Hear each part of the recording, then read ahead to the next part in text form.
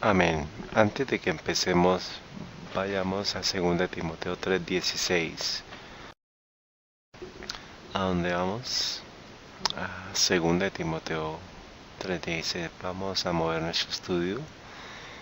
Va a ser una estructura para nuestro estudio. Y miremos el verso 16. ¿Estamos todos allí?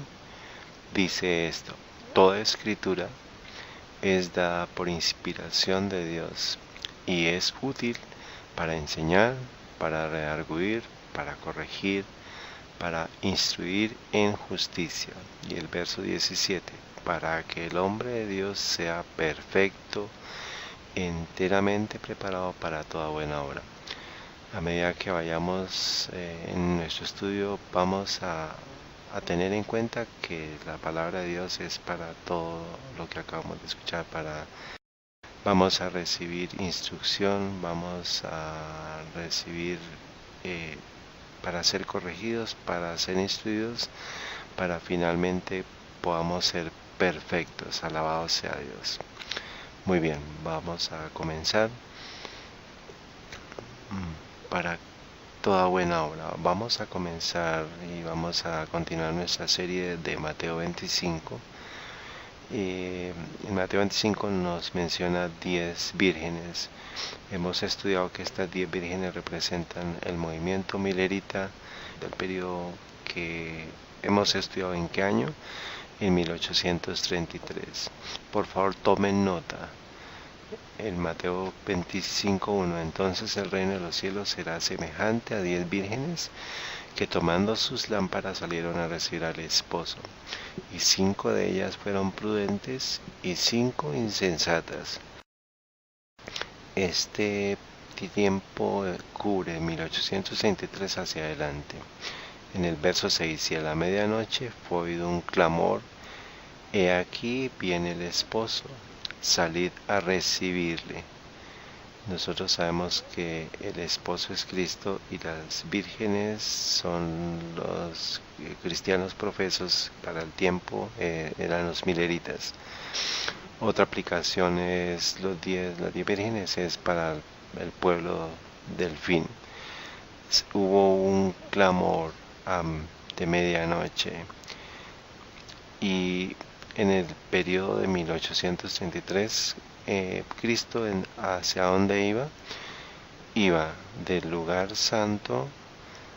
¿Hacia dónde iba a ir?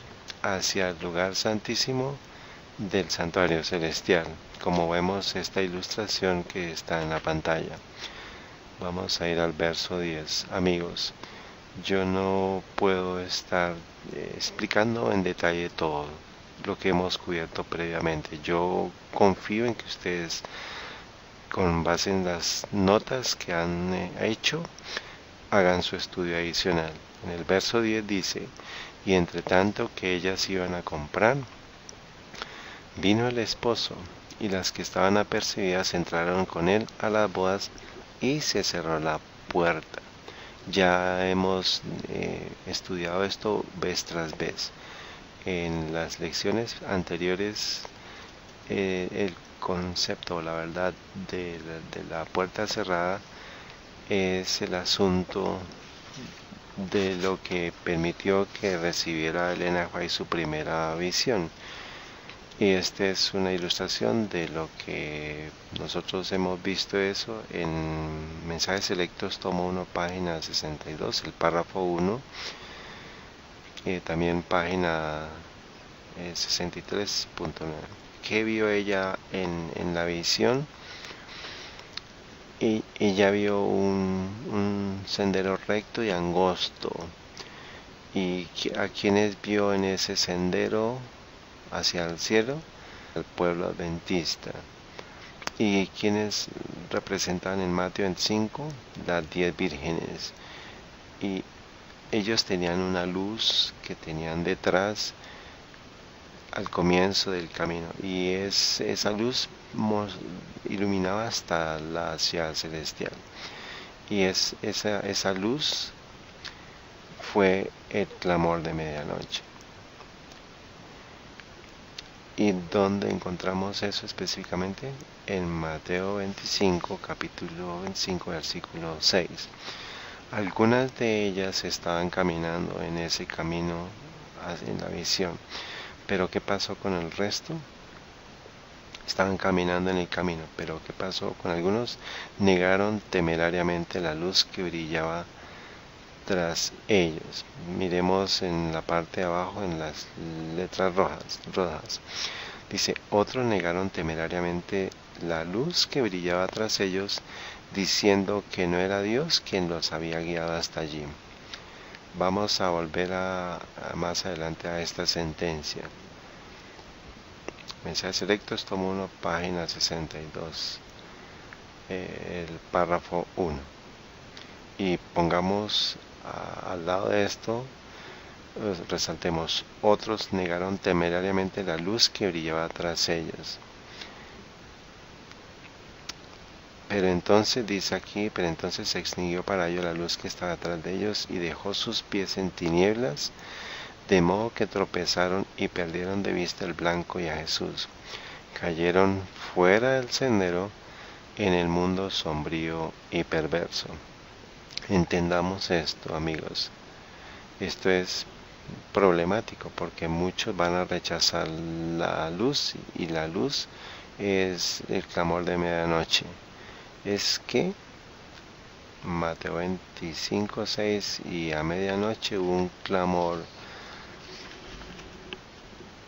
Y aquí viene el esposo a salir a decir, y los mileritas, qué visión, qué profecía estaban estudiando para poder entender lo que estaba sucediendo en el santuario celestial cuando Cristo estaba pasando del lugar santo al lugar santísimo. Daniel capítulo 8. Antes de que vayamos a la corrección, a la instrucción, vayamos a las bases para que podamos nosotros ser llamados santos por Dios. ¿Qué pasaje era que estaban estudiando? Daniel 8:14. Si nosotros rechazamos el entendimiento verdadero, la verdadera interpretación de Daniel 8:14, vamos a perdernos. Y también significa que nosotros necesitamos entender cómo confirmar las fechas y los eventos de Daniel 8:14, porque esta es la luz que comienza nuestro viaje espiritual y nos lleva hasta el cielo. Si una persona es bautizada y se llama a sí misma adventista del séptimo día, pero no le han enseñado la profecía de los 2300 días, es casi imposible para la mayoría de ellos pasar la prueba de estos días. Ellos van a rechazar la luz en algún momento y van a ir o llegar a la oscuridad. ¿Quiénes fueron las que quedaron en la oscuridad? Las 5 vírgenes insensatas, las que racionalmente rechazaron la luz. En el texto dice, otros negaron temerariamente la luz. Ellas son las vírgenes insensatas. Ellas pierden a Jesús, pierden el camino, pierden la luz que hay detrás de ellos y pues los pies tropiezan y caen y se pierden.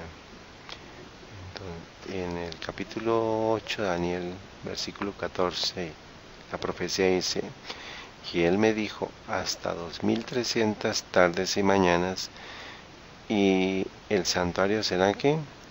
Será purificado. Por las 2 semanas pasadas, las semanas pasadas hemos visto esto.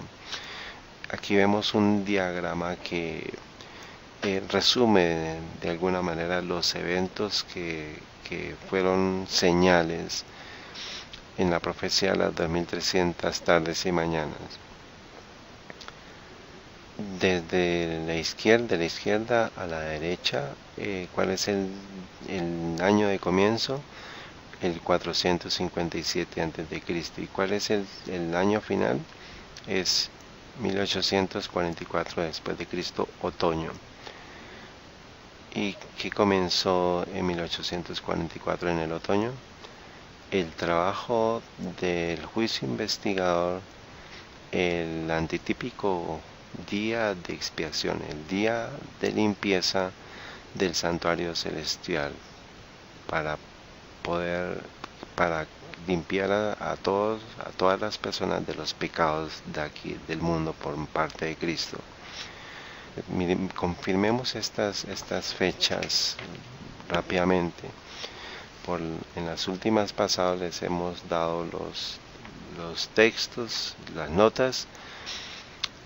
Hay tres perspectivas principales para confirmar las fechas, la cual es de esta profecía, la cual es nuestra fundación. Voy a darles otra perspectiva que confirma estas fechas y prueba que Cristo está en realidad en el santuario celestial, en el lugar santísimo, conduciendo el trabajo del día de expiación, para que en ese tiempo nosotros limpiemos todos nuestros pecados.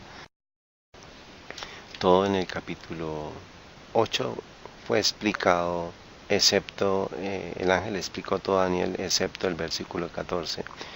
Y en el capítulo 9 viene el ángel de nuevo para explicar, y es en Daniel 9:25 al 27.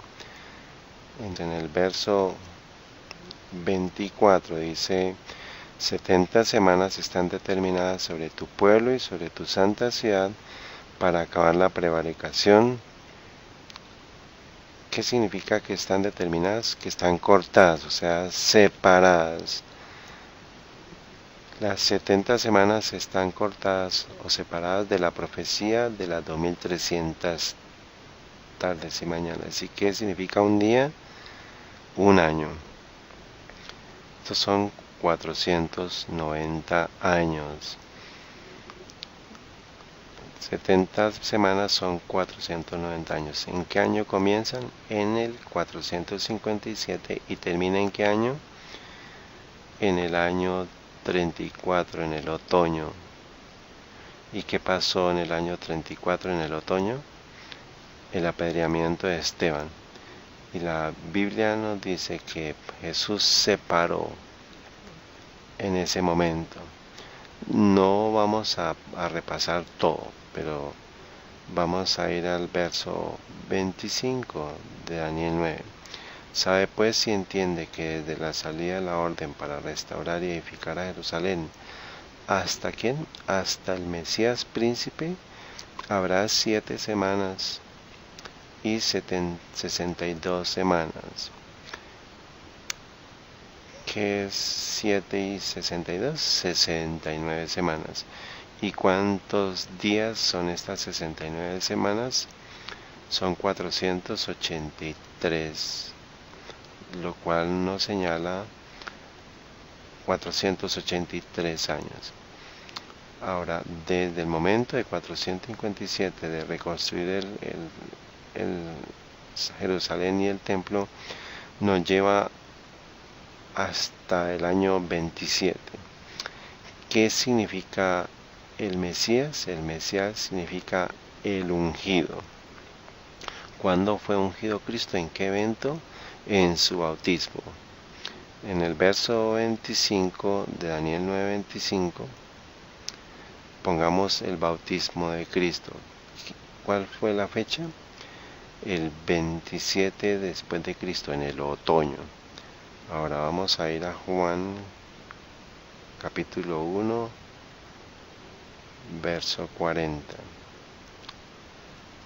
Probemos esto. Nada de lo que voy a darles es extra, es material extra. Todo lo que les voy a decir es importante. No se duerman sobre esto. El Mesías significa el Cristo en su bautismo. Juan capítulo 1, versículo 40. Andrés, hermano de Simón Pedro, era uno de los 2 que habían oído a Juan y le habían seguido. Verso 41. Este halló primero a su hermano Simón y le dijo: hemos hallado al Mesías, que si lo interpretares es el Cristo. ¿Qué significa el Mesías? Yo quiero que todos escriban: el Mesías es el Cristo. ¿Y qué pasó desde el verso 29 en adelante? En este capítulo está Jesús siendo bautizado. Ahora es el momento en que Jesús es ungido. Ahora pongamos también ahí Hechos capítulo 10, versículo 36 al 38, en el cual nos dice que Jesús fue bautizado acordémonos que no hay nada, no hay material extra, sino todo es importante. Hechos 10:38. Hemos sido dichos que en los obreros evangélicos tenemos que enseñar esta profecía como el fundamento de nuestra fe. En el verso 36 menciona a Cristo. ¿Y qué significa Cristo? Que es el ungido. Vamos a ir al verso 38. Está mencionando a Juan el Bautista que estaba bautizando. Dice el versículo 38, cómo Dios ungió a Jesús de Nazaret con el Espíritu Santo y con poder. Entonces, en 69 semanas proféticas, son 483 años, nos llevan al bautismo de Cristo en el año 27. ¿Cuántos años tenía Cristo cuando fue bautizado? ¿Cuánto? Muy bien, ya ustedes lo dijeron. ¿Cuántos años tenía Cristo cuando fue bautizado? 30. ¿Qué texto nos dice eso? Bueno, podemos construir sobre la arena. La arena significa hombre, no podemos construir sobre el hombre. Estamos en el 2017 y hemos escuchado esto por muchos años. Sentémonos y Dios, confírmanos esto, porque esta profecía es el pasaporte al cielo. Si usted no comprende, si usted no afirma esta profecía, hay una posibilidad que usted no se salve. Vamos a ir a Lucas 3. Padre Celestial, necesito más de tu presencia. Amén.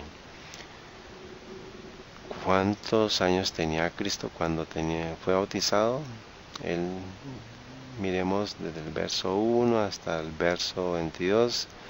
Verso 22 dice, y descendió el Espíritu Santo sobre él en forma corporal como paloma, y vino una voz del cielo que decía, tú eres mi Hijo amado, en ti tengo complacencia. El verso 23, y el mismo Jesús comenzaba a ser como de 30 años, siendo como se creía hijo de José.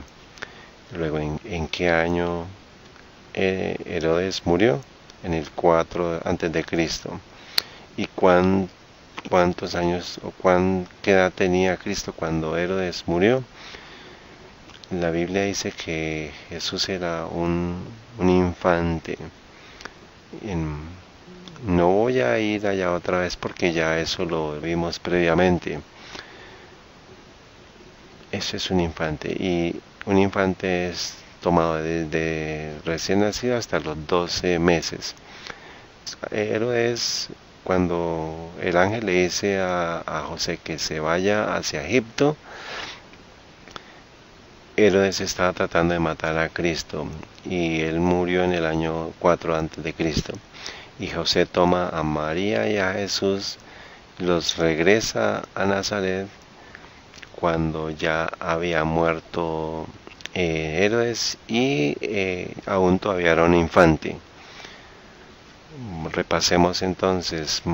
Herodes murió en el año 4 antes de Cristo.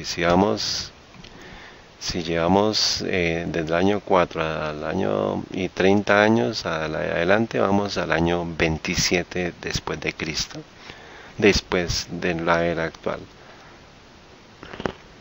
Miremos ahora el segundo testigo. Tenemos 5 testigos confirmando esta fecha. De Lucas 3:23 sabemos que tenía 30 años. Juan el Bautista comenzó su ministerio ¿en qué año? Él comenzó en el bautismo, ¿en qué año, en qué fecha? En el 15 año del imperio de Tiberio César. Si podemos encontrar el 15º año de Tiberio César, es solamente ir. Si podemos encontrar el año en que comenzó, pues llevando los 15 años encontraremos la fecha en que Juan el Bautista comenzó a bautizar. De nuevo, repasemos. Lucas 3:1 nos menciona a Tiberio César, nos menciona a Poncio Pilato, nos menciona a Felipe. En el verso 2 menciona a Anás y Caifás. Y allí dice que vino palabra de Dios a Juan, hijo de Zacarías, en el desierto. En el verso 3, y él vino por toda la tierra alrededor del Jordán, predicando el bautismo del arrepentimiento para la remisión de pecados. En el verso 23 es bautizado Cristo y ahí Jesús, y ahí él tenía 30 años. Luego, ¿en qué año comenzó Tiberio César? Pongan las fechas en su papel, porque ya eso lo vimos. Tiberio César, aproximadamente el 99% de todos los historiadores señalan dos fechas, establecen dos fechas, que Tiberio César comenzó en dos fechas. Ellos dan el 12 después de Cristo o el 14. Cualquier historiador de respeto les va a dar a ustedes esas dos fechas, el 12 o el 14. Y el verso 1 nos dice 15 de Tiberio. Si tomamos, por ejemplo, 14 más 15 años, nos da el año 29. ¿Fue ese año en que fue bautizado? No, los testigos previos, nosotros hemos confirmado que fue el 27, luego no podemos usar el año 29, o sea, ahora tomemos el año 12. El año 12 más 15 da 27, luego entonces se está confirmando el bautismo de Cristo a partir de esa fecha de cuando Tiberio comenzó a reinar, fue el año 12. Y bueno, me dirán, pastor, ¿por qué 12 y no 14? Ahora, tomemos, escribamos esto, que él fue el único gobernador en ese momento, en el imperio. Pero pongamos en el verso, en el año 12, él fue cogobernador con Augusto César. Él fue corregente. Y en el año 14 Augusto murió. Y Tiberio comenzó a ser el César único. ¿Está claro? Pero, ¿qué pasó entonces en el año 12 con Tiberio y Augusto? Ellos fueron cogobernadores en el Imperio Romano. ¿Y qué pasó en el año 14? Augusto murió. Esa fecha es irrefutable. Luego, Tiberio comenzó a ser único gobernador en el año 14. Pero, ¿por qué tomamos el año 12 cuando Tiberio era corregente con Augusto como punto de partida? ¿Por qué tomamos esa fecha? Por el contexto de Lucas capítulo 3. Lucas simplemente hubiera podido decir en el 15º reinado de Tiberio César. La palabra de Dios vino a Juan el Bautista y comenzó su ministerio.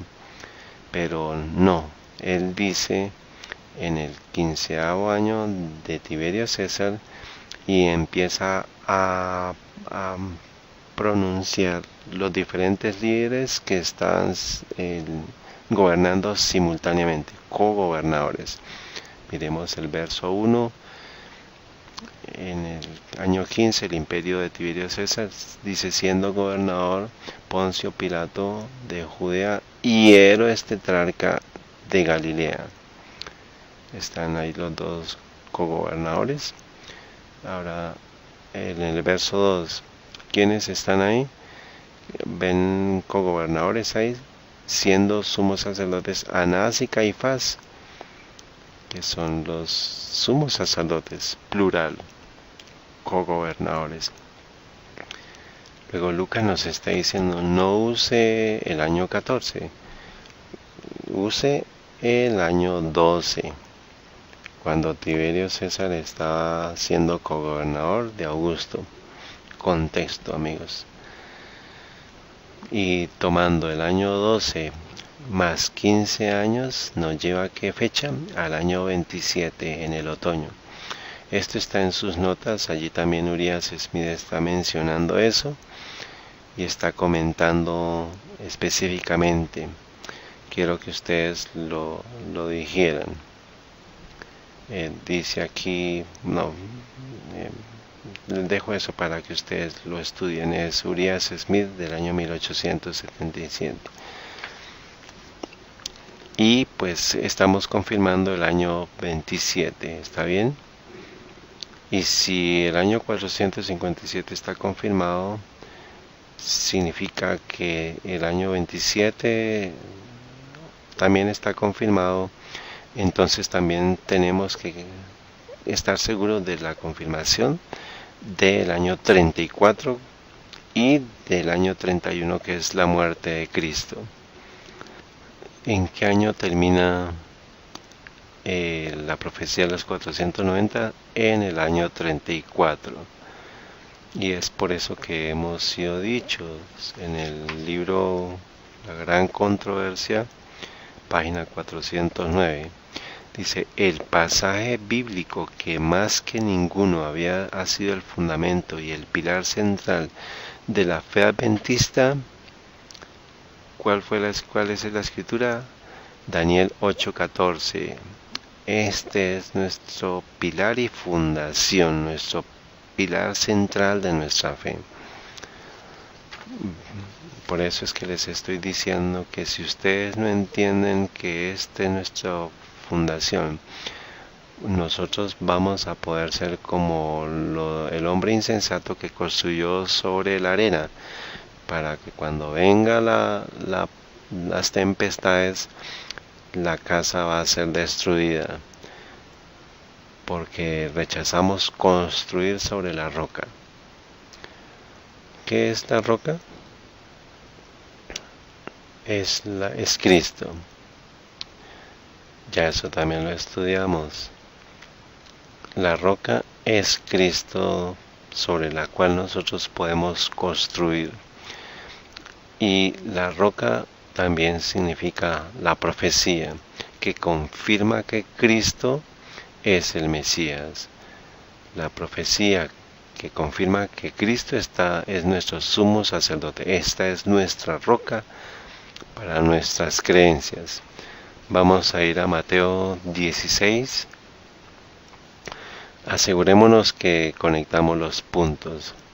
Sabemos que Cristo es la roca. Amigos, si yo estuviera sentado donde ustedes están, yo estaría muy atento a esto.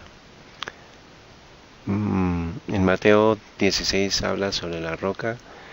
¿Qué pregunta le hizo Cristo a sus discípulos? ¿Quién dicen los hombres que es el Hijo del Hombre? En versículo 13. Versículo 14, a uno le dijeron que tú eres Juan el Bautista, otros Elías y otros Jeremías, algunos de los profetas. Luego, ¿ellos sabían quién era Cristo? No. Esto eran los profesos creyentes en ese momento, pero no sabían. La semana pasada nosotros estuvimos también estudiando esto. ¿Sabían ellos quién era Cristo? ¿La iglesia sabía? No. ¿El mundo sabía? No. Ahora en el verso 15 Él les pregunta a ellos. ¿Qué pregunta le hace Cristo a los apóstoles? Dice, ¿y vosotros quién decís que soy yo? ¿Y cuál fue la respuesta de Pedro? Leamos el verso 16. Pedro dijo: tú eres el Cristo, el Hijo del Dios viviente.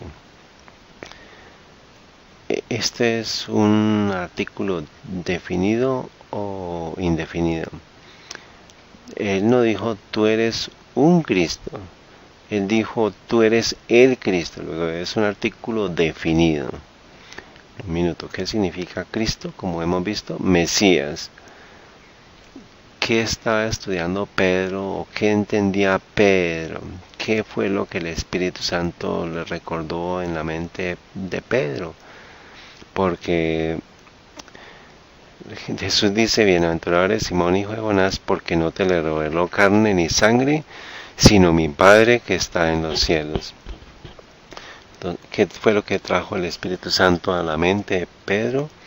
Daniel capítulo 9. Tenemos la profecía de las 70 semanas, que es parte de qué profecía, de los 2300 años. Si es claro, digan amén. Ahora en el verso 18 dice: sobre esta roca edificaré mi iglesia. Entonces, ¿cuál es la roca? La roca es el entendimiento apropiado de esta profecía que señala a Cristo como el Mesías, a Jesús el Cristo como el Mesías. Esta es la roca. Esto prueba que Cristo es real. Esto prueba que la Biblia es inspirada. Y esto puede convertir a los críticos, a los ateos, a los deístas, a los espiritistas, agnósticos, panteístas, a todos los istas los puede convertir, porque esta es la roca. Dice: sobre esta roca edificaré mi iglesia, y las puertas del infierno no prevalecerán contra ella, en el versículo 18. Luego, las puertas del infierno no prevalecerán contra las personas que se sostengan en la profecía de la revelación del Mesías. Cuando vengan las dificultades, pues no vamos a quejarnos, sino vamos a estar fortalecidos en la roca. Sabemos que los vientos, la lluvia van a golpear esta casa, pero como tenemos construido sobre la roca, va a permanecer. Está fundada sobre la profecía de la palabra de Dios. ¿Dicen amén? Yo quiero que todos me sigan. Luego, cuando Pedro le dice: tú eres el Cristo. ¿Qué significa el Cristo? El Mesías. ¿Y en qué evento comenzó a ser Cristo ungido? En la pantalla, ¿qué evento? El Padre confirmó en la mente de Pedro y de los apóstoles, confirmó que Jesús era el Mesías en su bautismo. Luego, Él es el Cristo. Es por eso que Pedro estaba seguro de eso, porque fue confirmado por el Padre en su bautismo. Luego Cristo le dijo a los discípulos: ya Pedro, pero voy a morir, voy a ser crucificado. ¿Y qué evento estaba señalando desde el momento de su ungimiento? La crucifixión. Y Pedro le dice que no pase eso. Entonces, ¿qué estaba rechazando Pedro? ¿Qué evento estaba rechazando? Estaba rechazando la muerte de Cristo. En el verso 22, Pedro, tomando la parte, comenzó a reprenderle. Y Jesús le dice: quítate delante de mí, Satanás. Pero antes de eso, Cristo le dice a Simón Pedro que Dios le está revelando la verdad cuando él acepta al Mesías, a Cristo como el Mesías. Pero cuando Pedro está rechazando la siguiente señal de la profecía, le dice: quítate delante de mí, Satanás. En el verso 22 dice, Pedro le dice: ten compasión de ti, en ninguna manera esto acontezca. Cuando rechazamos la profecía, estamos siendo instrumentos de Satanás. De nuevo, repasemos Mateo 16:21.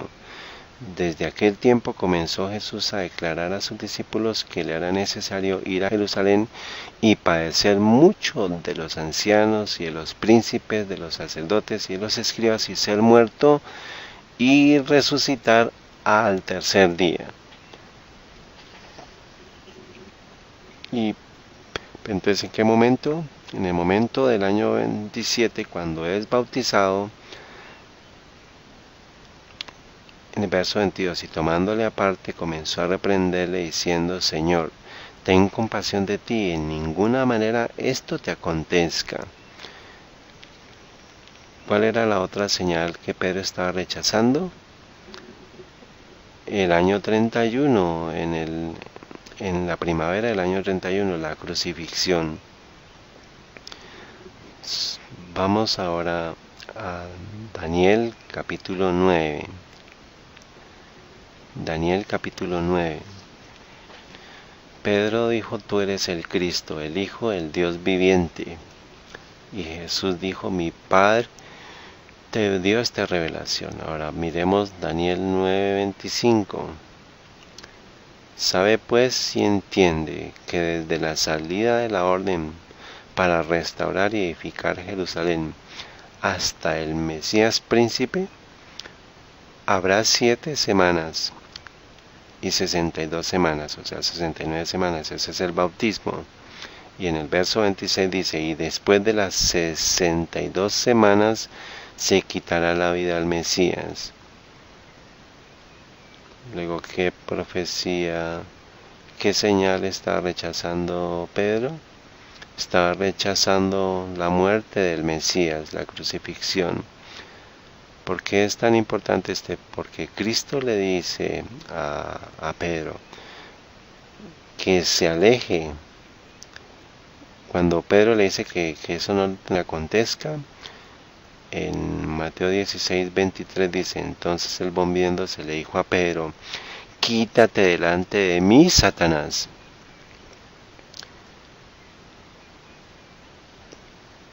¿Quién está poseyendo a Pedro? Satanás. ¿Y qué estaba rechazando Pedro? La siguiente señal de la profecía. Eso significa que cualquiera que rechace las señales de la profecía está siendo poseído por Satanás. Si usted rechaza esta profecía y cualquier señal de las 70 semanas o de los 2300 tardes y mañanas, cualquier señal que sea rechazada, usted está siendo conducido por Satanás. Si usted rechaza la profecía de las 2300 tardes y mañanas, usted está siendo poseído por Satanás. ¿Son mis palabras? No, eso se lo dijo Cristo a Pedro. Le dice: quítate delante de mí, Satanás, porque está rechazando una señal de la profecía. Cuando vemos a hombres como Desmond Ford, que ya lo estuvimos con él, rechazó esta profecía, ¿por quién está siendo poseído? Por Satanás. Bueno, como persona nosotros tenemos que respetarlo, pero con base en la profecía tenemos que decirle: Desmond Ford, tú estás siendo poseído por Satanás, basado en Mateo capítulo 16 versículo 23. No solamente Desmond Ford, él menciona a la Universidad de Andrews, los académicos que están rechazando Daniel 8:14. Luego, de nuevo, tenemos que respetar los líderes, los profesores, pero estar firmes y decirle: yo estoy en desacuerdo con usted está siendo poseído por Satanás. Tenemos que estar firmes en ese principio. No es solamente Desmond Ford y los profesores de Andrews, sino también tenemos a él quien en la parte media dice que yo sé que muchos pastores adventistas que tienen diferencias fundamentales teológicas con los pilares del adventismo, como cuáles: el sábado, el santuario, el juicio investigativo, el espíritu de profecía y el estado de los muertos. Está confirmando que tenemos que respetarlos a ellos, pero de nuevo, basado en la palabra de Dios, decirles que están poseídos por demonios. Sí, no tengan temor de eso.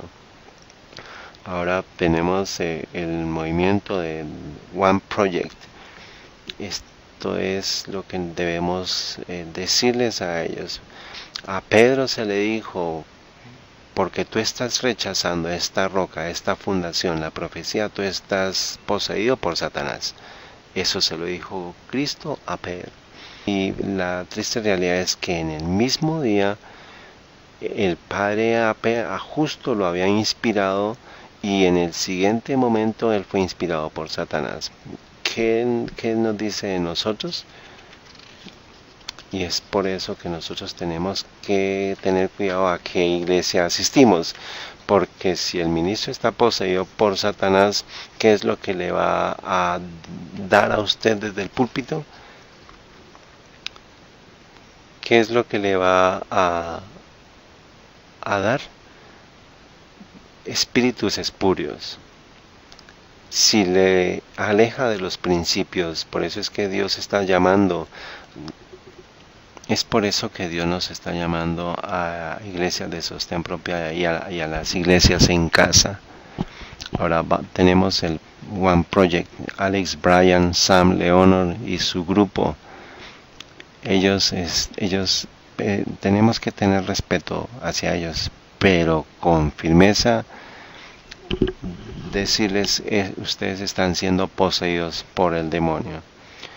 Es solamente predicar a Jesús y nada más. No hablemos aquí en las palabras azules, no expliquemos las cartas del tiempo del fin para asistir a la gente, asustar a la gente. Esto lleva a paranoia, esto lleva a parálisis y a la parusia. Estos son poseídos por el demonio. No olvidemos ninguna palabra. Tenemos que respetarlos, pero ellos están siendo poseídos por demonios.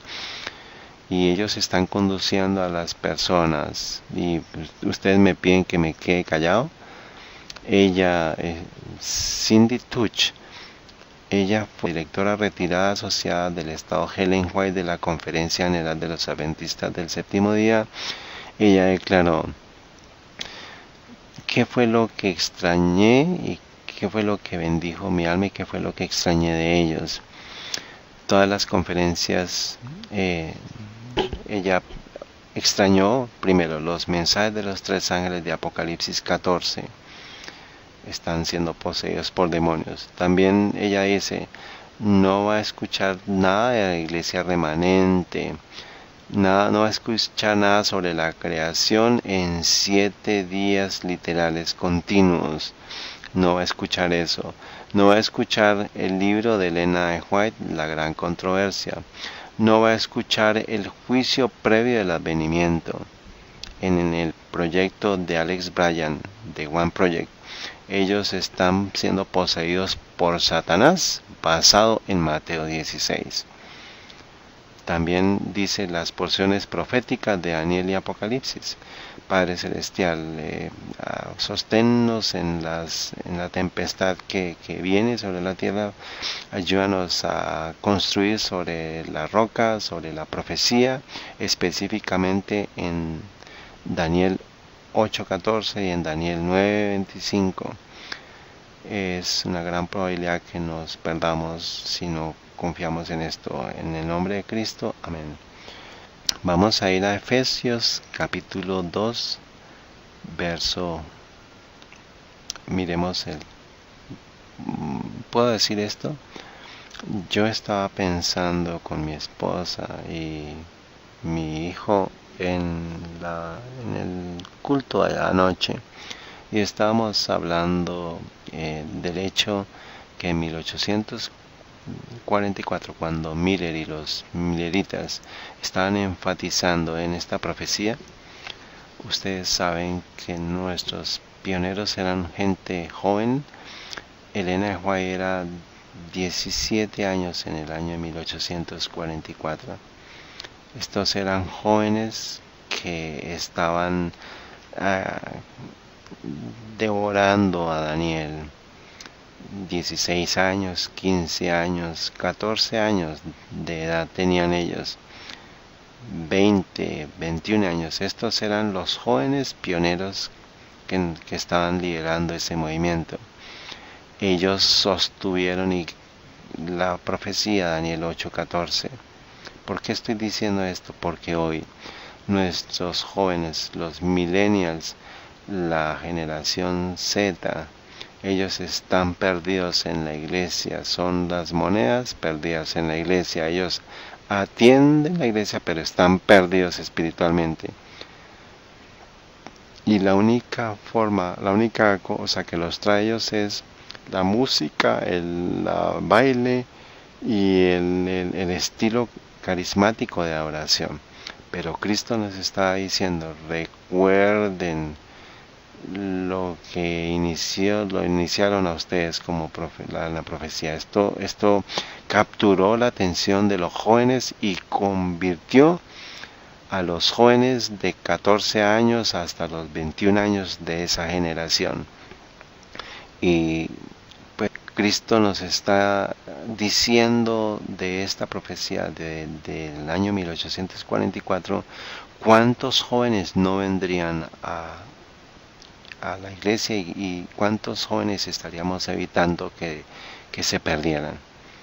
Es por eso que de nuevo vamos a repasar esta profecía, y es por eso que los pastores, los ancianos deben predicar este mensaje. Ustedes tienen a los adventistas pioneros que fueron a Europa, a J.N. Andrews, y ellos tenían carpas donde ellos conducían estas predicaciones, eran jóvenes y estos eran los que conducían. Pero ahora, ¿qué hacen los jóvenes? Ellos están danzando, están murmurando, están durmiendo.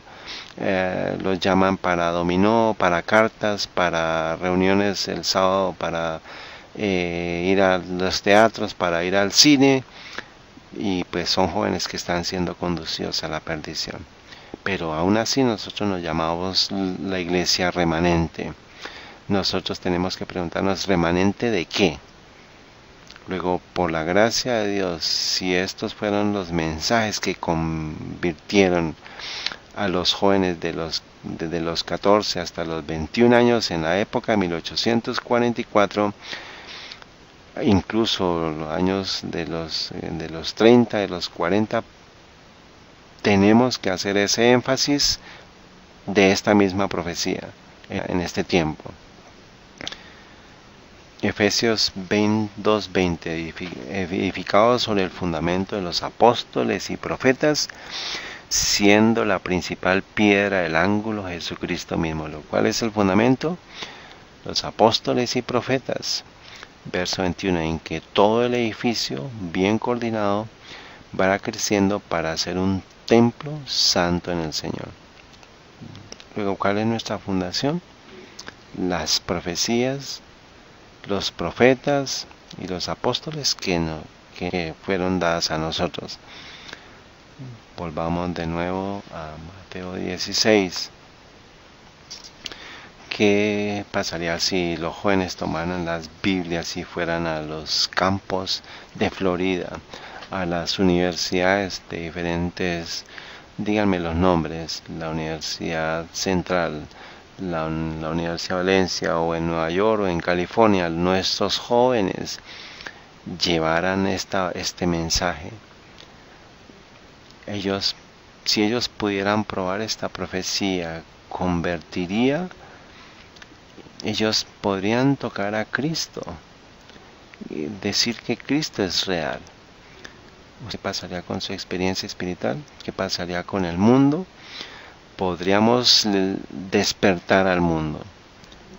Amigos, otra vez Mateo 16, no fue sino hasta que Pedro y los apóstoles fueron inspirados por Dios para entender las profecías de Daniel 8:14 y Daniel 9. En el verso 21 dice: desde aquel tiempo comenzó Jesús a declarar a sus discípulos que le era necesario ir a Jerusalén y padecer mucho.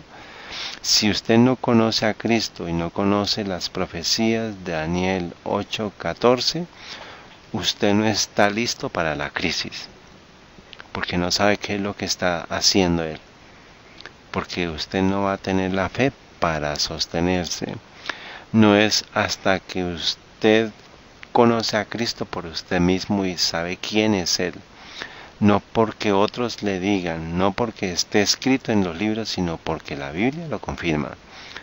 Y desde que la profecía los confirme que Cristo es real y lo que está haciendo, entonces podemos confiar y reclamar las promesas en el tiempo de crisis. ¿Está claro?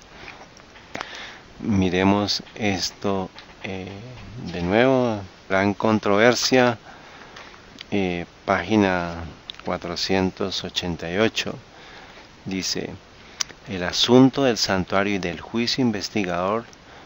¿Qué nos dice? Este es Daniel 8:14. El asunto del santuario y del juicio investigador debe ser comprendido claramente por el pueblo de Dios. Todos necesitan conocer por sí mismos el ministerio y la obra de su gran sumo sacerdote. De otro modo, será imposible para ellos ejercitar la fe tan esencial en nuestros tiempos o desempeñar el puesto al que Dios los llamó para cumplir. En otras palabras, si usted no comprende y no puede probar Daniel 8:14, que es la fundación, no puede ser un mensajero del tiempo del fin. Esto es lo que está diciendo acá. No puede ocupar esta posición que Dios desea que usted llene. Entienda esto, mi amigo.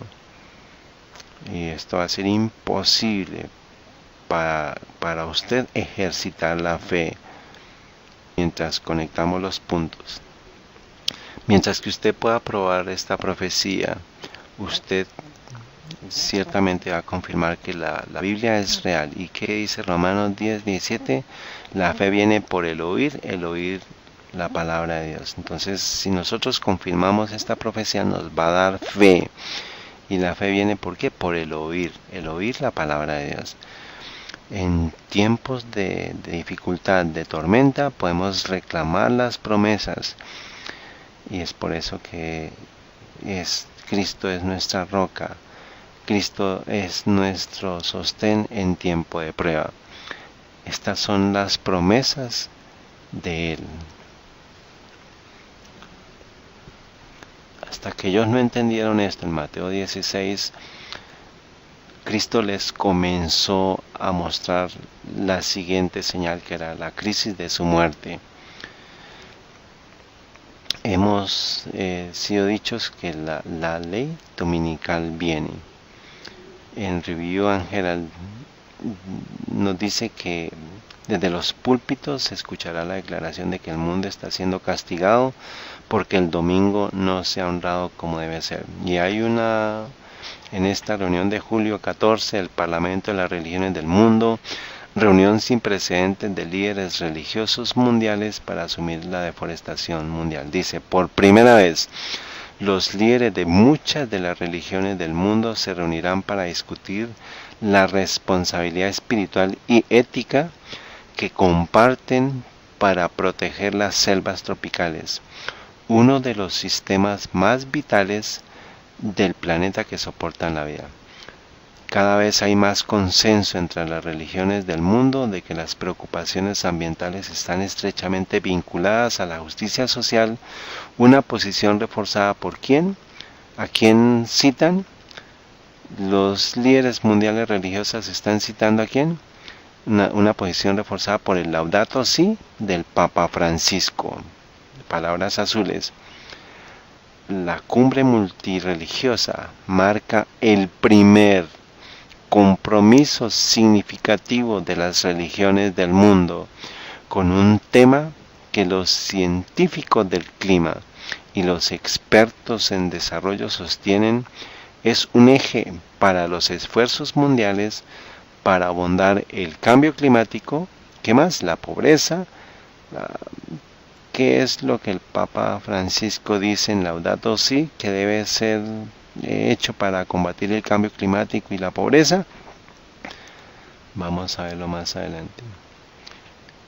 Dice, también anuncia por primera vez que los líderes religiosos de un amplio espectro de creencias trabajarán mano a mano con los pueblos indígenas, los guardianes históricos. Más adelante en las palabras azules, cómo apoyan las enseñanzas religiosas y espirituales el cuidado y la protección de las selvas tropicales y cómo se relacionan con las justificaciones ambientales, socioculturales y económicas para poner fin a la deforestación. Se está preguntando cuál es el papel de las iglesias y movimientos religiosos para la protección ambiental. Amigos, ¿qué es lo que están diciendo? ¿Cuáles son las enseñanzas espirituales que tenemos que buscar para combatir el cambio climático y la pobreza? ¿A quiénes están haciendo referencia en las a Laudato Si? Y la última parte dice el cuidado de la naturaleza y de los pobres, del número 237, que es con relación al domingo. Junio 13, el Magazine Jesuita. Ustedes saben qué es el número 33, cuál es el número principal de las sociedades secretas, de los ritos de escoceses y de las sociedades secretas, el número 33. Dice, las palabras vacías no ayudan a los pobres, dice el Papa Francisco en el Día Mundial de los Pobres. Miremos ahora la Jornada Mundial de los Pobres, que se celebrará cada año el 33º domingo del tiempo ordinario. Se celebrará este año el 19 de noviembre y se centrará en el llamado del apóstol Juan a amar no con palabras sino con hechos. En la parte de abajo dice, pocos días antes del fin del día del extraordinario año jubilar de la misericordia, el Papa Francisco habló de su deseo de tener un día especial dedicado ¿a quién? A los pobres. ¿Y qué es ese día? ¿Qué día es? Ese día es un domingo, el 33º. No, yo no estoy observando al Papa, estoy observando son los eventos. ¿No podemos verlos? Podemos ver son los eventos, y pues si vemos cómo el movimiento del anticristo, el movimiento falso, estos son eventos, son señales proféticas para nosotros. Vamos a ir a Apocalipsis 18. Y algunos dicen, no mire los eventos del Papa, no mire los eventos actuales. Pero Cristo nos dice, le dijo a los fariseos, si ustedes pueden ver las señales de las estaciones, ustedes no pueden percibir, no pueden ver las señales del fin del tiempo. Ahora miremos en Apocalipsis 18, en el verso 2, menciona Babilonia. Y en el verso 3 dice, porque todas las naciones han bebido del vino del furor de su fornicación, y los reyes de la tierra han fornicado con ella, y los mercaderes de la tierra se han enriquecido de la abundancia. ¿Quiénes son los mercaderes? Pues los comerciantes, los inversores, todos los que están en la banca, los que están en el área comercial. Observemos cuidadosamente. Esto es la página de Laudato Si Challenge. Dice, lanzamiento de iniciativas que solucionen de manera sostenible la crisis global del cambio climático para el año 2030. Dice, el desafío de la iniciativa Laudato Si. El Papa está reuniendo a todas las personas de enero, a todas las corporaciones, y están comenzando está llamándolos para que combatan el cambio climático y esto finalice para el año 2030. Esto está confirmando el Apocalipsis 18, verso 3, que es reuniéndose con los mercaderes. Y también está señalando el año 2030, que es significativo. ¿Por qué? Porque hemos sido dicho que en el año 31, cuando Cristo murió en la cruz, había llegado al fin de 4000 años del plan de salvación. Luego al año 31 llegamos más aproximadamente 4000 años. ¿Y qué son 4000 más 2000? Son 2031, o sea, más o menos son 6000 años. Y nosotros sabemos que Cristo finaliza su creación en el año 6, en el sexto año. Un día, 1000 años. Segunda de Pedro. Estos son 6000 años. Y entonces en el sábado, ¿qué? Descansó. El año 6000 al 7000 es el milenio. Pero el Papa está señalando al año 2030 para finalizar el cambio climático, para finalizar la pobreza. Las Naciones Unidas también tienen la misma iniciativa sobre el cambio climático, para finalizar el cambio climático y la pobreza, y tener un gobierno mundial para el año 2030. Estoy diciendo que Cristo va a venir en el año 30 o en el año 2031. Roma lo está diciendo. En Romanos 9:28 dice, porque Él consumirá la obra y la cortará en justicia, porque obra abreviada hará el Señor sobre la tierra. El Papa está diciendo esto que Él quiere para el año 2030, pero sabemos que estamos cerca. ¿Cuántos años hay desde 2017 al 2030? ¿Cuántos años tenemos de acuerdo al calendario de ellos? Pero en Romanos 9:28 nos dice que Cristo cortará en justicia. Y ni siquiera en la iglesia tenemos más de 13 años, porque ya vemos todos los eventos. Si Dios no viene y corta en justicia, su iglesia va a ser Sodoma y Gomorra. ¿Y que está viniendo a la iglesia adventista del séptimo día? La sodomía. Luego sabemos que estamos acá.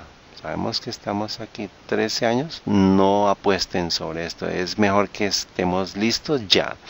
Conflicto de los siglos, página 327, dice, en la mitad de la semana Cristo terminó los sacrificios. Esto fue en el año 31. Y también dice que Cristo, el sacrificio de Cristo en el Calvario de la cruz, terminó el sistema de ofrendas que por 4000 años había señalado al Cordero de Cristo. Esto es aproximadamente, puede ser incluso justo en esa fecha, año 2031, 4000 años, más 2000. Esto terminaría en esa fecha. Los últimos 1000 años es el milenio. Vamos a tenerlos en el cielo. Vemos cuán cerca. Luego, de nuevo, estoy diciendo que Cristo viene en el año 2030 o en el año 2031. No. Pero el Papa está llamando a que la ley dominical se complete todo para el año 2030. Para finalizar la pobreza, para finalizar el cambio climático, y el Papa y los mercaderes se están uniendo. Luego, la ley dominical no viene, Miremos esto, observemos, esto es junio 9 del 2017. Los nuevos negocios y el Vaticano, una combinación inusual, ayudando para cambiar el mundo. Los comerciantes están en asociación con el Vaticano. Esto es una combinación inusual y podemos cambiar inusual, que podemos decir ilegal, basado en la Biblia. Esa es una combinación ilegal cuando el Vaticano y los comerciantes estén unidos.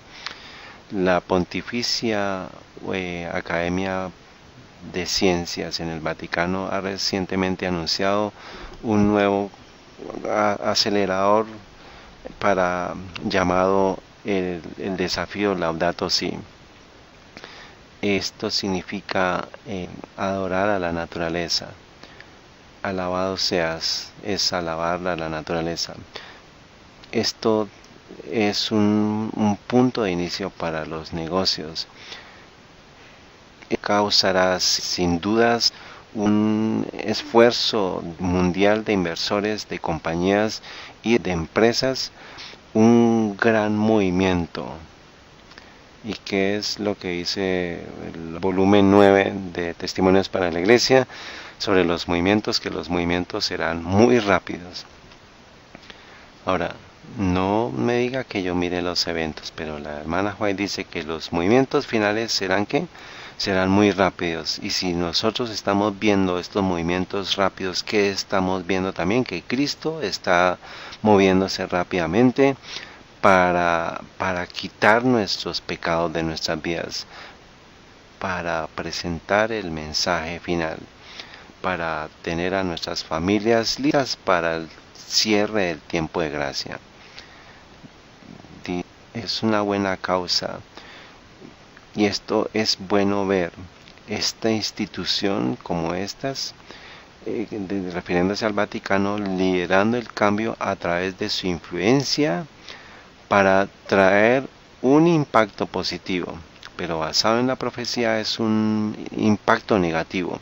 Su influencia, ¿qué es? ¿Cómo llamamos esta influencia? Su vino.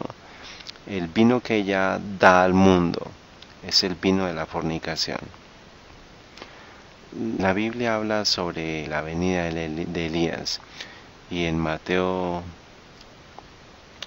17, cuando Cristo está transfigurándose y la voz viene y dice: este es mi Hijo amado en quien yo tengo complacencia, los discípulos vieron a quién, vieron que este era el Mesías prometido. Y cuando él bajó de la montaña, Pedro le dice: ¿cómo es que puede decir que Elías iba a venir? Y Cristo le dice: Elías ya vino en la persona de Juan el Bautista, y ellos lo reconocieron, porque los líderes les dijeron: no vaya a Juan el Bautista, no escucha a Juan el Bautista, porque él está lleno de demonios. Ahora, antes de la venida de Cristo, muchos están esperando el mensaje de Elías, y muchos están corriendo cuando ven que Cristo va a venir, van a decir: pero Señor, tú dijiste que Elías iba a venir. Y Cristo les dirá: Elías ya vino. No el Elías literal, sino el mensaje y la experiencia, ustedes lo rechazaron muy tarde. ¿Es muy claro este punto para ustedes? Pero antes de que el verdadero Mesías venga, un mensaje falso va a venir. El falso Elías ya está acá. Si yo les muestro a ustedes lo que está sucediendo con el falso Elías, significa que ya el Elías verdadero está en medio de nosotros, o a punto de ser revelado. El mensaje y la experiencia va a ser pronto revelado. Leamos el titular: Líderes, junio 15 del 2017. Líderes principales de las religiones emiten un raro llamado conjunto. Un raro llamado conjunto. nuestro consejo es hacer amigos a los seguidores de todas las religiones. Hacer amigos es una iniciativa. Este es un movimiento de la religión única mundial. No están andando juntos si están de acuerdo. ¿Sobre qué? Sobre religión. Hacer amigos, dice, es una iniciativa del Instituto Interreligioso ¿qué? Elías, una organización interreligiosa con oficinas en Israel y los Estados Unidos. En un comunicado de prensa, los organizadores dijeron que la misión del proyecto es que contrarrestar qué? La idea de que las personas ven las religiones de los demás con desconfianza o desdén. ¿Y quién está en la línea superior en el centro? El Papa. Luego todos los religiosos están haciendo amistad ¿con quién? Con el hombre de pecado, el Papa Francisco, el sistema papal. ¿Qué significa eso? Que está siendo sanada ¿qué? La herida del papado. Luego no está la ley dominical alrededor nuestro. ¿No es esto un falso Elías? Falso Elías, este movimiento falso del Elías, las primeras palabras está diciendo es hagamos amigos. ¿Quiénes hicieron amigos y mataron a Cristo? Vamos a ir a Lucas, vamos allá, Lucas 23. ¿Quiénes se hicieron amigos y mataron a Cristo? Herodes y Pilato. Pilato de Roma pagana y Herodes de la parte religiosa. El líder civil y el líder religioso, los líderes civiles persiguieron y mataron a Cristo. Verso 12, y en aquel mismo día Pilato y Herodes entre ellos se hicieron amigos. Ahora, el falso Elías está diciendo hagámonos amigos, unámonos al papado. ¿Y qué está pasando con los adventistas del séptimo día también? Verso Lucas 23, 12 dice, y aquel mismo día Pilato y Herodes entre ellos se hicieron amigos, porque antes estaban enemistados. Esto no solamente los líderes civiles, sino la parte religiosa. Pilato el paganismo y Herodes los judíos en términos religiosos están uniéndose para matar a Cristo.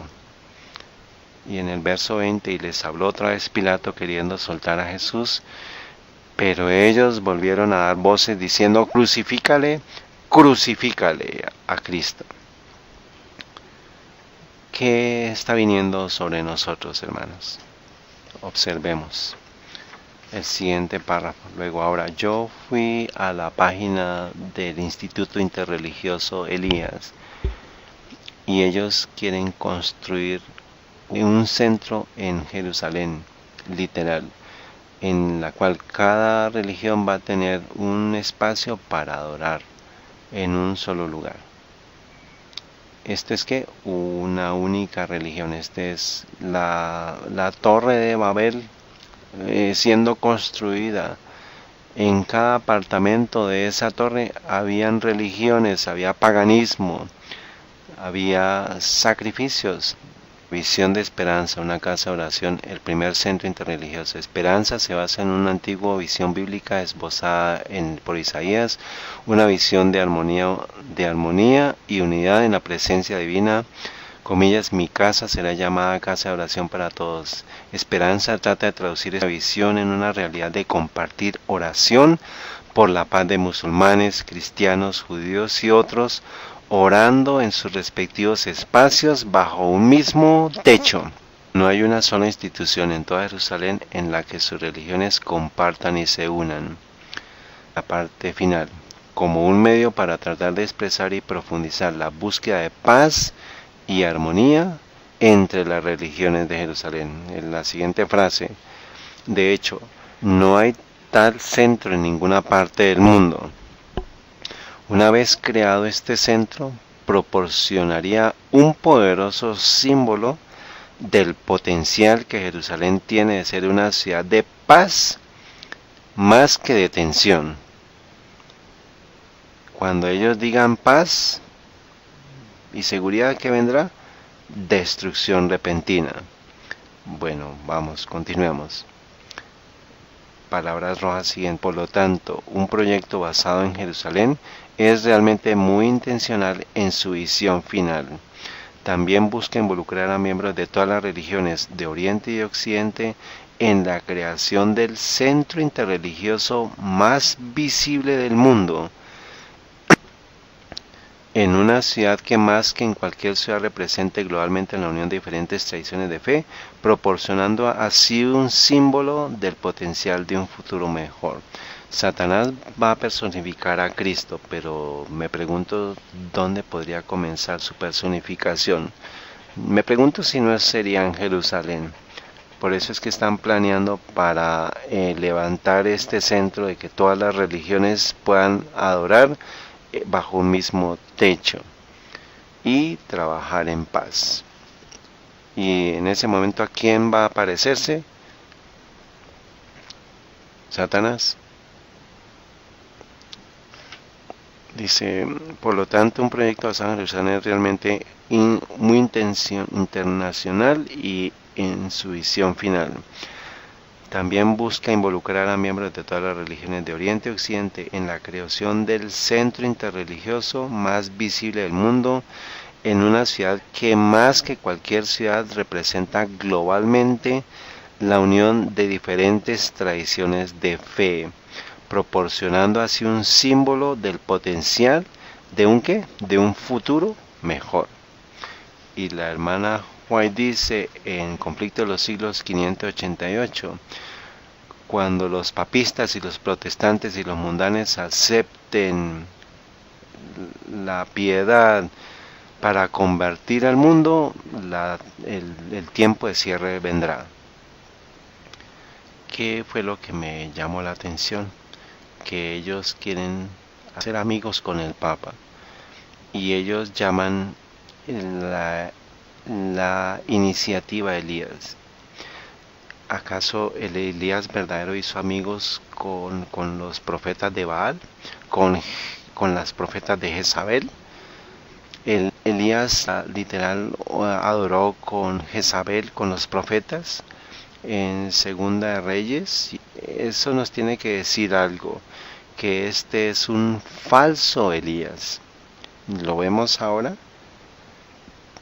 Dice, porque el verdadero Elías, miremos la foto del tercero en la línea, ¿quién es? Él es el Papa. El verdadero Elías no se uniría con Jezabel o con sus profetas. Ahora, cuando vemos a el adventista Ganun Diop estrechando las manos del Papa Francisco, vemos ahora lo que está pasando. Tenemos que darle respeto a él humanamente, pero decirle que con base en los eventos y con base en lo que está haciendo en su cara, que usted está teniendo el falso espíritu de Elías y usted va a terminar lo mismo que Jezabel si usted no cambia. El espíritu de Elías es sabiduría, inspiración, amistad y esperanza a través de las tradiciones religiosas. Dice, la misión de Elías es fomentar la unidad en la diversidad, creando un mundo armonioso. El mensaje de Elías, las grandes religiones del mundo irradian sabiduría que puede sanar al mundo. La conversación espiritual profunda a través de líneas interreligiosas enriquece nuestras vidas internas, realza nuestra oración y abre nuestros corazones. Descubre la unidad y abraza la diversidad. Somos muchos y somos uno. Este es un falso Elías. ¿Está el falso Elías aquí? Luego, ¿dónde está el Elías verdadero?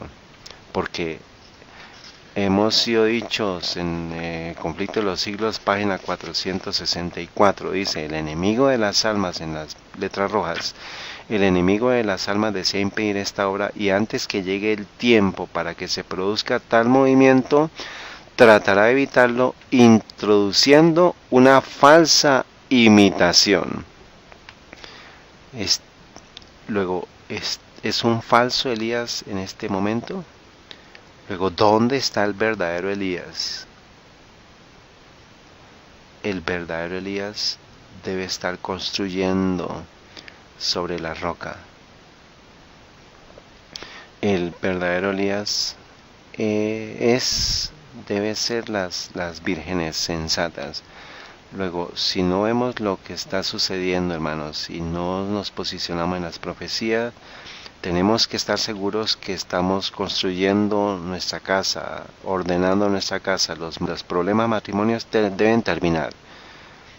Los hijos deben obedecer a sus padres en el temor de Dios, porque el fin del tiempo está sobre nosotros. Elías venga, Malaquías 4, Él tornará el corazón de los padres hacia los hijos y el corazón de los hijos hacia los padres. El mundo dice que mañana es el día de los padres, pero no porque el mundo nos diga eso, eso viene del San José.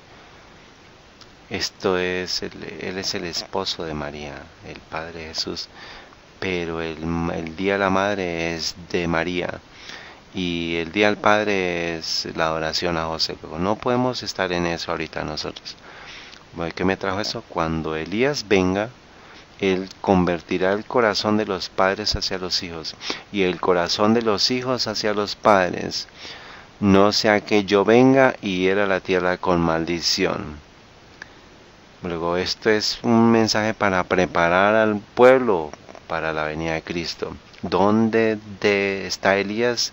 ¿Dónde debemos estar nosotros? Construyendo sobre la roca y no sobre la tradición, sobre los hombres. Cuando venga la tormenta, ¿qué pasa con la casa? No podemos construir como el hombre insensato. Cuando la tormenta venga, ¿qué va a pasar con las vírgenes insensatas? ¿Qué va a pasar? ¿Qué va a pasar con ellos? Van a caer en la oscuridad. ¿Qué es el símbolo del Cordero? Pero en la crisis final ellos no van a tener el fundamento en la palabra. Venimos a la iglesia, profesamos ser cristianos, pero cuando la ley dominical golpee muchos de nosotros, seremos como las vírgenes insensatas que vendremos a estar en oscuridad porque hemos rechazado el Espíritu de Dios. Ustedes saben cuando Cristo le dijo a Pedro, quítate de mí, Pedro. Pedro está a punto de rechazar el Espíritu de Dios. Cuando usted rechaza la profecía, está rechazando el Espíritu Santo.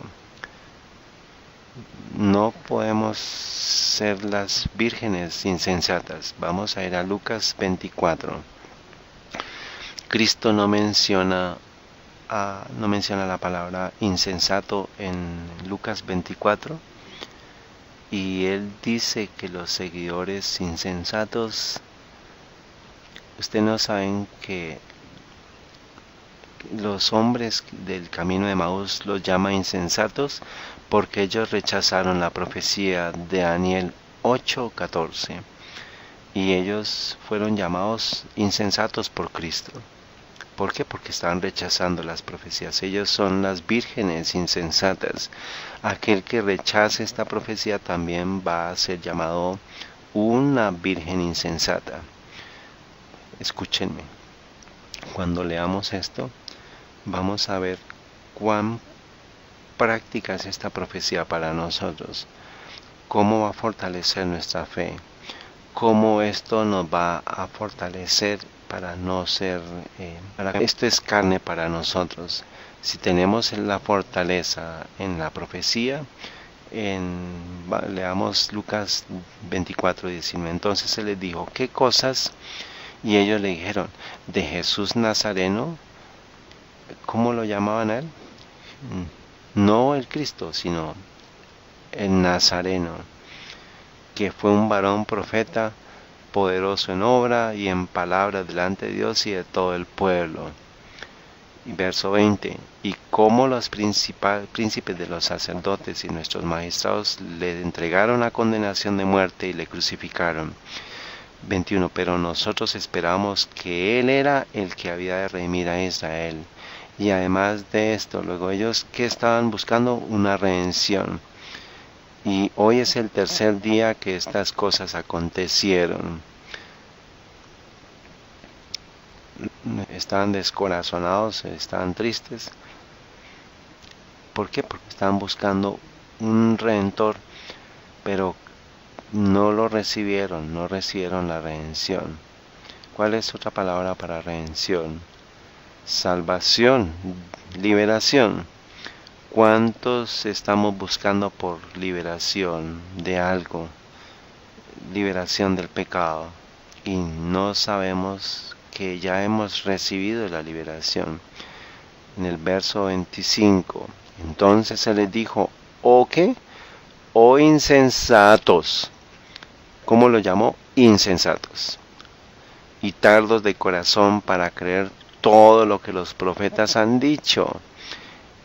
No era necesario que el Cristo padeciera estas cosas y que entrara en su gloria. No el Jesús de Nazaret, sino el Cristo padeciera estas cosas y que entrara en su gloria. Ustedes no capturaron esto. ¿Qué significa el Cristo? Significa que el Mesías. ¿Dónde se proclamó a Cristo como el Mesías? En el bautismo. Cuando el Cristo padeciera, ¿qué evento? La cruz. Luego, ¿qué eventos están conectados en una sola sentencia? El Cristo padeciera. ¿Cuáles son? El bautismo y la crucifixión. En una sola sentencia, en una sola frase. Ellos se desalentaron. Ellos dijeron que esa era la esperanza nuestra, pero ellos no reconocieron a Cristo como el Mesías. Estaban diciendo Jesús Nazareno. Ellos entonces, Jesús a qué los volvió a llevar? A la profecía de Daniel 8:14, de Daniel 9, 24 y 27. Este es un mensaje práctico que Él les estaba enseñando. Si esto lo hizo por ellos, lo puede hacer por nosotros. Si nosotros creemos que Cristo es el Mesías, que Jesús es el Cristo, el Mesías, va a cambiar nuestras vidas. Miremos esto. En el verso 27, Lucas 24, 27, y comenzando desde Moisés y de todos los profetas, les declaró en todas las escrituras lo concerniente. ¿Esto incluye a Daniel? Claro que sí.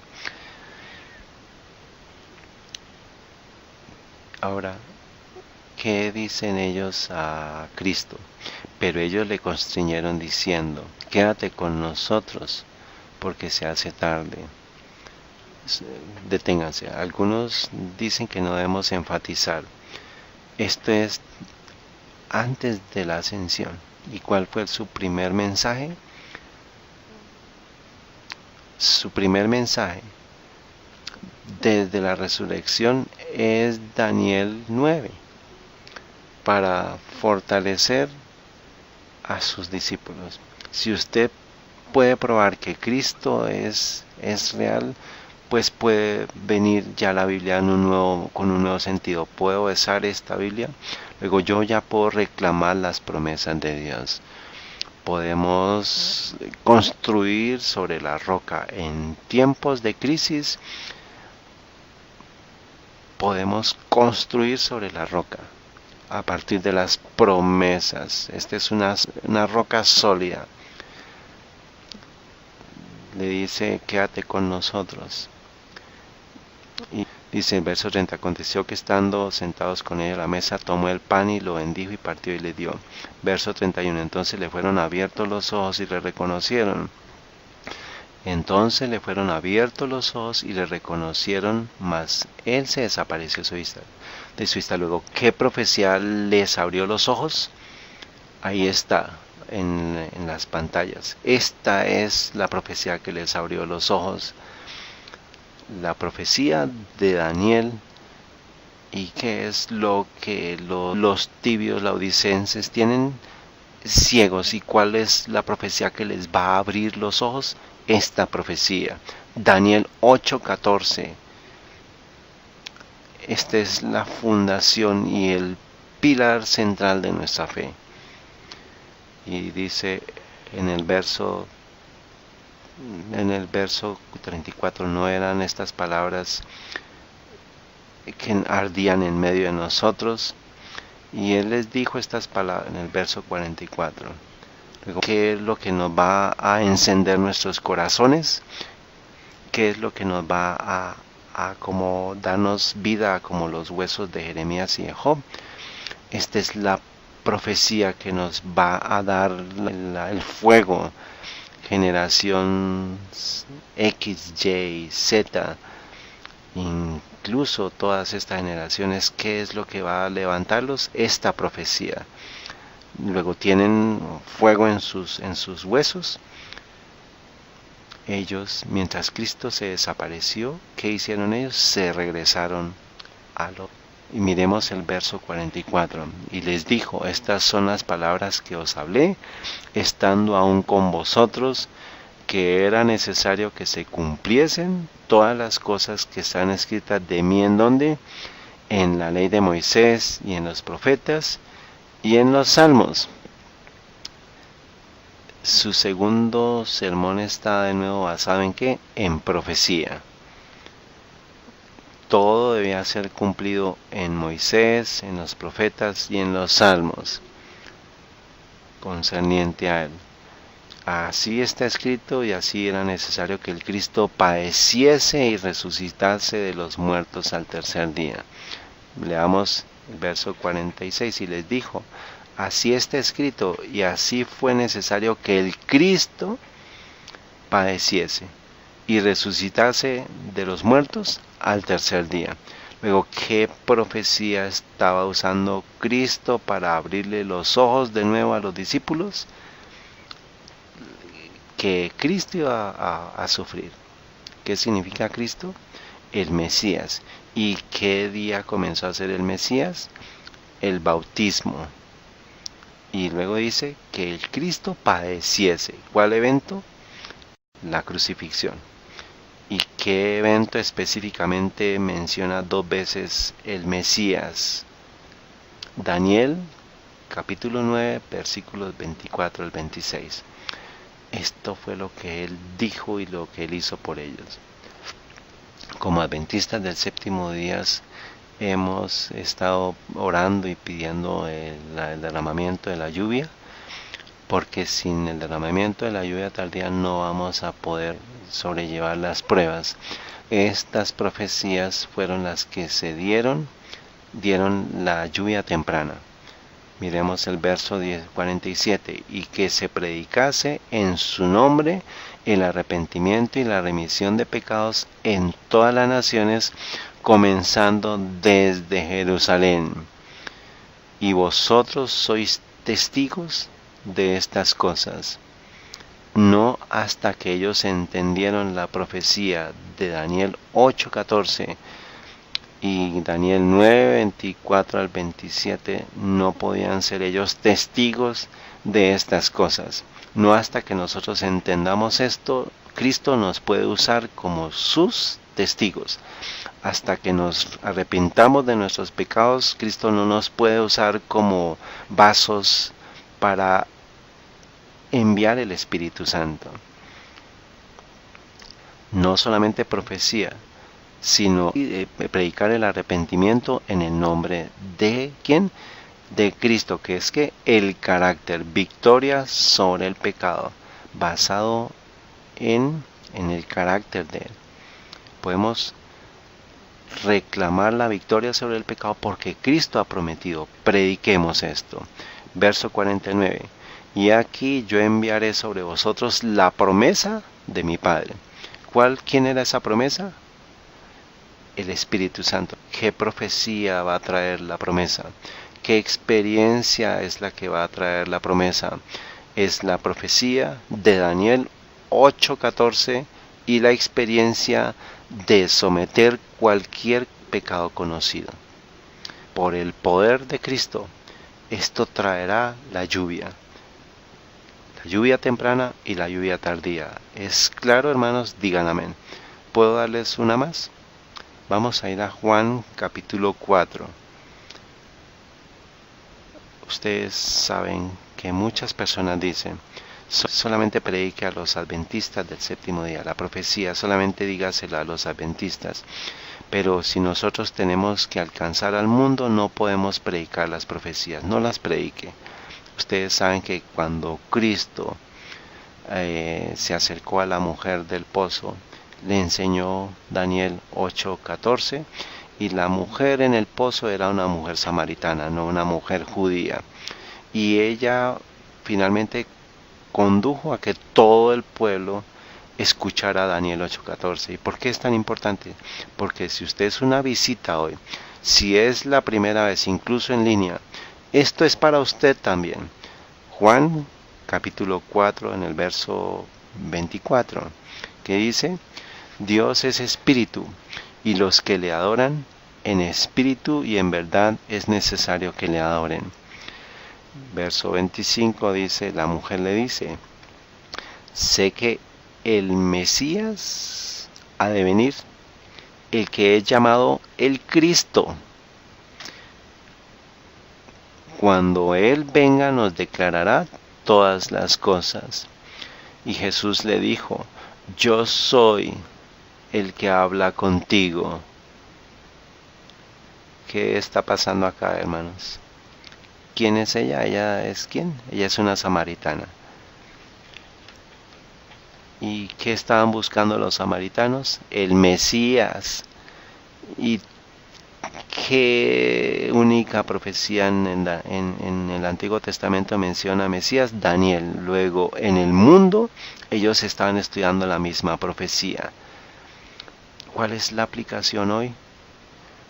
Aquellos que están en Babilonia. Muchos están estudiando la misma profecía y ellos están buscando a los mensajeros que le enseñen el verdadero entendimiento de estas profecías, así como Cristo está buscando, está diciendo, ¿a quién está buscando? A mí.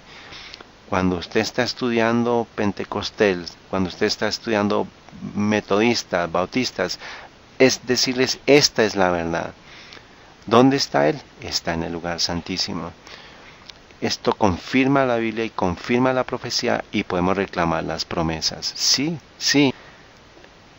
¿Qué esperó ella por Él?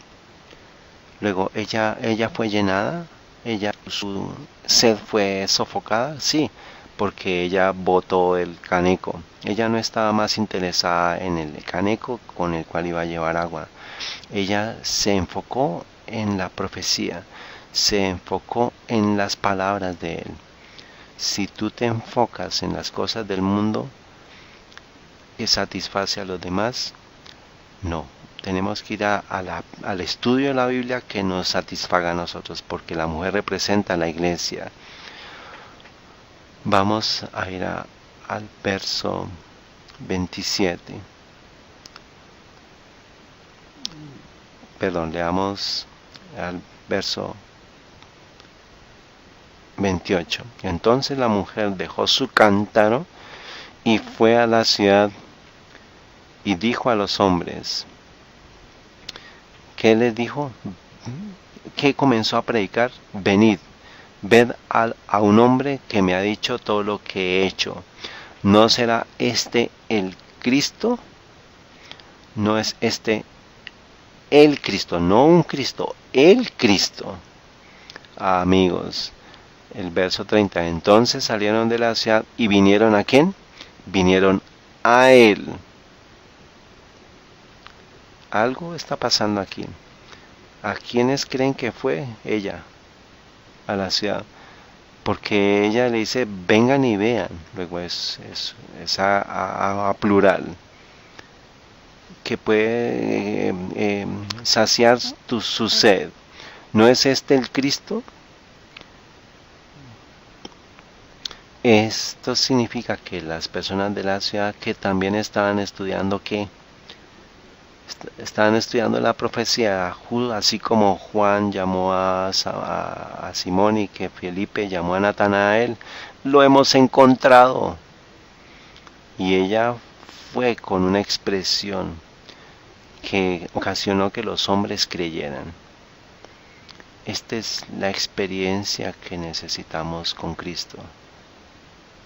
Lo hemos encontrado. Fueron a reunirse con él. Miren, verso 40. Entonces, cuando los samaritanos vinieron a él, le rogaron que se quedase con ellos. Y se quedó allí 2 días. Y creyeron mucho más, y creyeron muchos más por la palabra de él. Y decían a la mujer, ahora creemos no solo porque tu dicho, sino porque nosotros mismos le hemos oído. Y sabemos, ¿ellos qué estaban estudiando? Ellos estaban estudiando profundamente por 2 días por sí mismos. Luego, cuando nosotros dejemos la iglesia, tenemos que ir profundo en nuestro estudio para tener una relación con Cristo personal. Tenemos que ir profundo. Esta verdad que escuché en la iglesia debe ser complementada y debe ser llevada a mí. Cuando dejemos la iglesia, tenemos que decirle a Cristo, dame la experiencia verdadera contigo. Ahora el verso 22, y decían a la mujer, ahora creemos no solo por tu dicho, sino porque nosotros mismos le hemos oído. Y sabemos que verdaderamente este es ¿quién? El Cristo, el Salvador del mundo. ¿Lo que estaban estudiando? Y 2 días después salió de allí y se fue ¿a quién? A Galilea. ¿Dónde es Galilea? En la región de Jerusalén. Luego él fue ahora a los adventistas del 7º día. Y el verso 44, porque Jesús mismo dio testimonio de que el profeta no tiene honra en su propia tierra. ¿Qué reproche es este, hermanos? Que aquellos de Samaria que tenían el mismo acceso a la palabra de Dios aceptaron a Cristo, pero aquellos en Jerusalén lo rechazaron y lo sacaron fuera de Jerusalén. Ellos lo sacaron de sus casas. Ellos lo sacaron de sus vidas. Ellos no quisieron escuchar al profeta de la profecía. Ellos no quisieron que su sed fuera sofocada, porque su corazón murmuraba. Ellos no querían ser reavivados con el Espíritu Santo. Ellos solamente querían ser llamados por el nombre, decir yo soy adventista, al 7º día yo soy cristiano, yo voy al sábado, pero yo no quiero la experiencia de Cristo. ¿Usted es una virgen sensata o una virgen insensata? ¿Cuál es la experiencia que usted quiere? ¿Cuál es la experiencia? Escoja cuál. ¿Quieres que Cristo te diga yo no te conozco? ¿O quieres escuchar que Cristo diga yo te conozco? Cristo está a punto de pararse y Él está queriendo decir yo quiero sofocar tu sed. ¿Quién quiere recibir esta promesa? Las cisternas rotas no pueden sostener el agua. Luego tenemos que tomar una decisión. Tenemos que tomar agua viva, tener la seguridad de la palabra de Dios, decir que la palabra de Dios es verdadera, que podemos reclamar las promesas de Dios y estar preparados para la tormenta que viene. Y el ancla es Cristo. El ancla es la palabra de Dios. El ancla es reclamar las profecías es someternos a Cristo para que Cristo nos salve. Yo quiero esta experiencia. ¿Tú quieres esta experiencia? Si tú no estás convencido, ¿estás seguro? ¿Qué tan seguro estás? ¿Quieres esta experiencia hoy?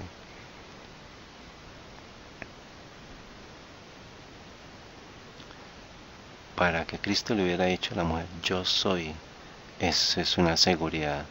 Yo soy el Cristo, esta es una seguridad. Y cuando vamos a Cristo buscando una seguridad, si Cristo es mi sumo sacerdote, todo lo que tengo que hacer es que enviar mi oración y Él combinará mi oración con su intercesión ante el Padre y Él enviará las promesas.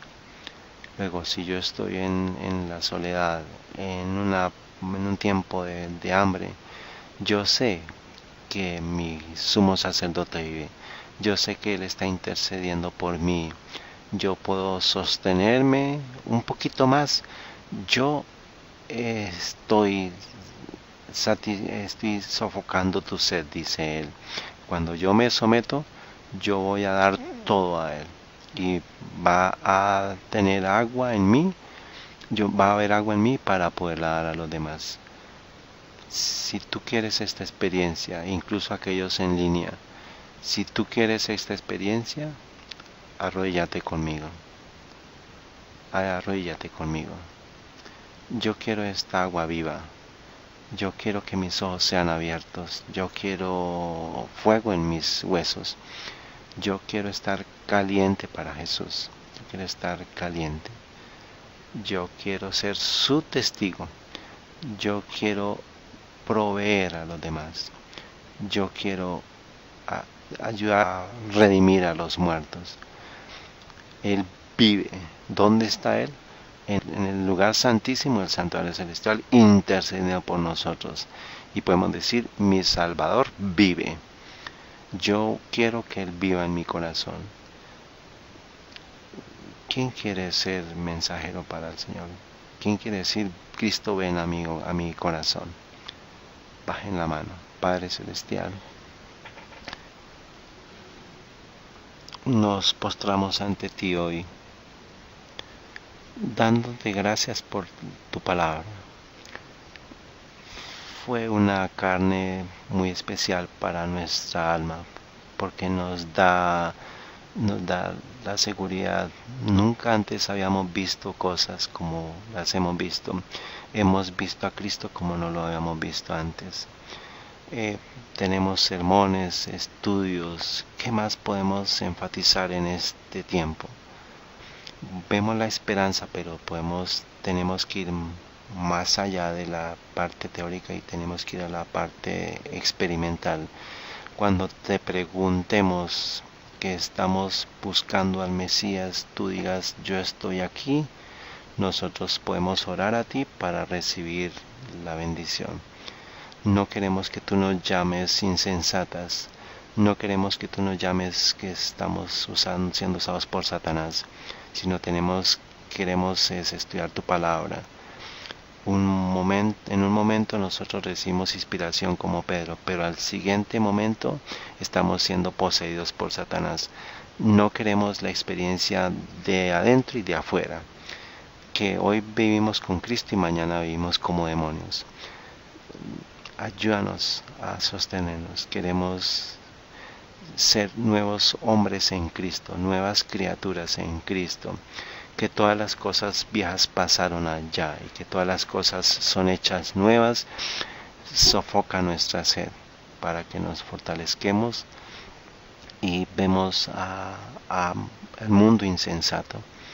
Pero por favor, sofoca nuestra sed para que no vayamos a ir a las fuentes secas del mundo, porque vamos a volver a tener sed. Pero vayamos al mundo a decir que este es el Cristo, que yo ya lo encontré. Queremos encontrarte, no porque nuestra madre o nuestro padre nos ha dicho, sino porque nosotros mismos queremos encontrarte. Nosotros queremos una experiencia personal contigo. y que podamos sostenernos en este tiempo, porque cada uno de nosotros va a tener que sostenerse por sí mismo. Ninguna persona puede salvar a otro, ni el esposo a la esposa, ni el hijo al papá, ni el papá al hijo. Nosotros necesitamos encontrarte dentro de nosotros. Danos la experiencia de la mujer del pozo, la verdadera experiencia de Elías, porque la falsificación está aquí. Sálvanos. Cualquier persona que se ha postrado, sálvala. Lo pedimos todo en el nombre de Cristo. Amén.